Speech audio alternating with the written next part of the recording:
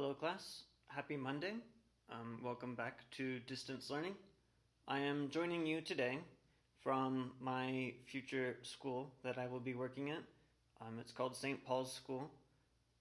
Hopefully all of you heard through social media or by your parents that the brothers decided that it was time for me to move to a different school.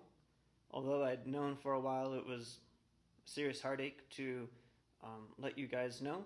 But I'm excited for new beginnings and excited for you guys to finally be seniors.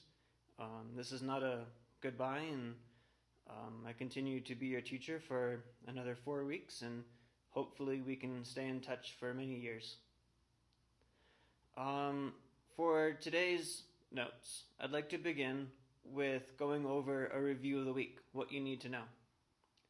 Today, you need to read an online article and answer the questions attached to the Google form. And tomorrow, a very simple homework assignment. I would like you to pick your saint for the final project. The final project will be a movie that you make, similar to last semester. Given the current situation, I've made some adaptations to that project. You will find all those instructions on the Google document. You need to sign up for your saint that you're going to make a movie about. Make sure you read through all the instructions by tomorrow at 11:59 p.m.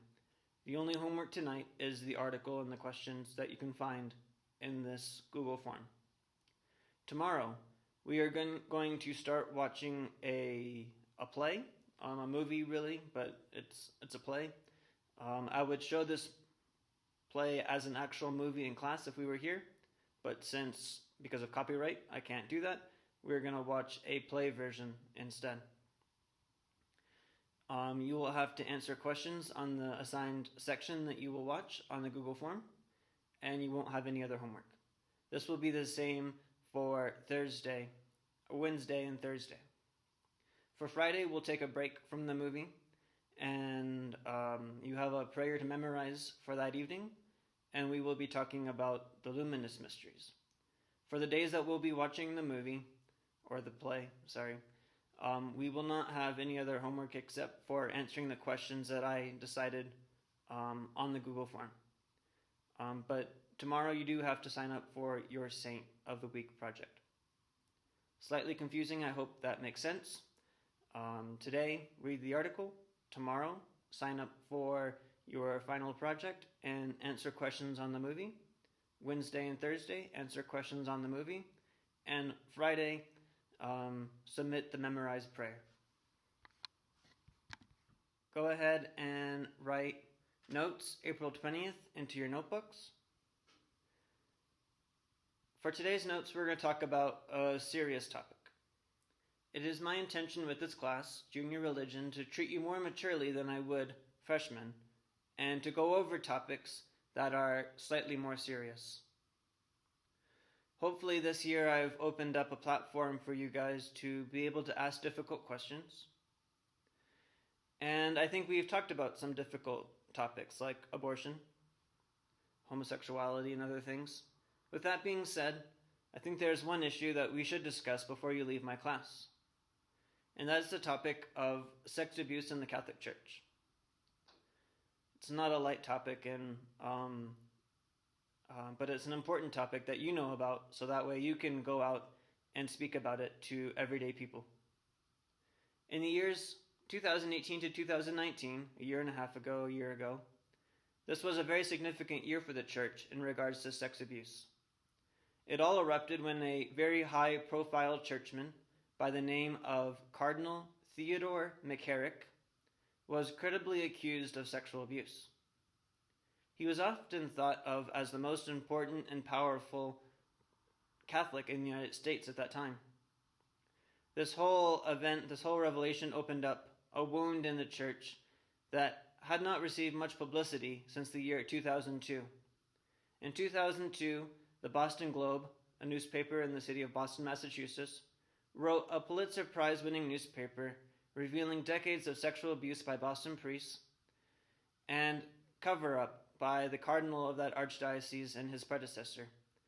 This was a similar pattern found in many dioceses and in the United States and all over the world. They made a movie about this newspaper article. It's actually a pretty good movie called Spotlight. Maybe you've heard about it. Maybe you've even seen it.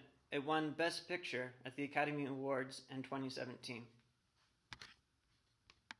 To continue our conversation, many more sexual abuse files were revealed, and the church, including Pope Francis, found themselves in hot water these last couple years. Cardinal McCarrick, the person I mentioned earlier, was eventually removed from the cardinalate, no longer cardinal, and actually was removed from the priesthood in February 2019. But this has not resolved many issues on this topic. Many questions remain, such as who knows or who knew about these sexual predators, and why were their actions covered up by prominent people in the church? Why is it that a majority of these abused were boys? Do not want to trivialize anything regarding this topic.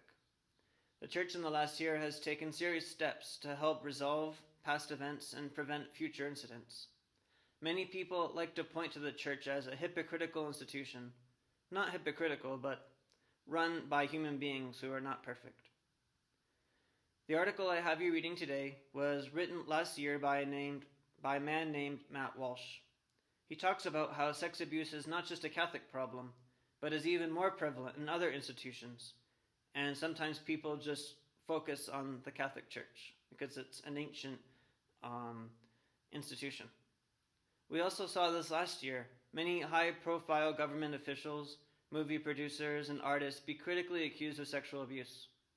This gave rise to the whole Me Too movement. Actually, the news story being developed right now is that the anticipated Democratic nominee for president, former Vice President Joe Biden, has been accused of sexual abuse. President Donald Trump, to be fair, has also not been the most sexually moral person either. So, what does this all mean, and why do I bring it up? Hopefully, Matt Walsh's article today will address some of those questions. Don't forget to sign up for your final project due on Tuesday evening, and tomorrow we will begin our movie. See you later.